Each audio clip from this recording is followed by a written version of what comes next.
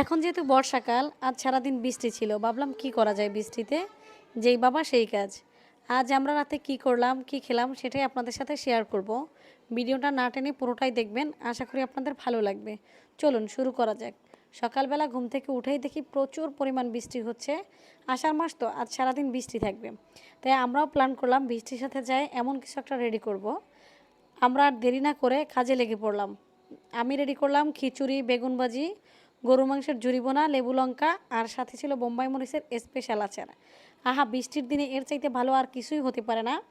আমরা একটার পরে একটা প্রসেস করছি আর রান্না করছি। সব প্রসেসগুলি তো দেখালে অনেক লং হয়ে যায় ভিডিওটা, তাই একটু স্পিড বাড়িয়ে দিলাম।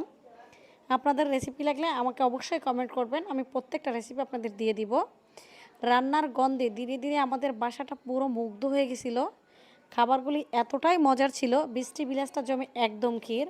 আমরা সবাই মিলে অনেক মজা করে খেয়েছি। আপনারাও চাইলে বৃষ্টির সাথে যায় এমন কিছু একটা রেডি করে খেতে পারেন, আমার মনে হয় আপনাদেরও ভালো লাগবে।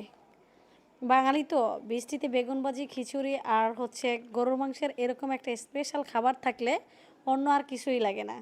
আর কি বলবো বোম্বাই মরিচের আচারের কথা, সেটা তো আমাদের বরিশালের মেয়েদের জন্য অনেক ভালো। অনেকে অঞ্চলভেদে এটাকে নাগামরিচ বলে, আপনারাও ট্রাই করবেন।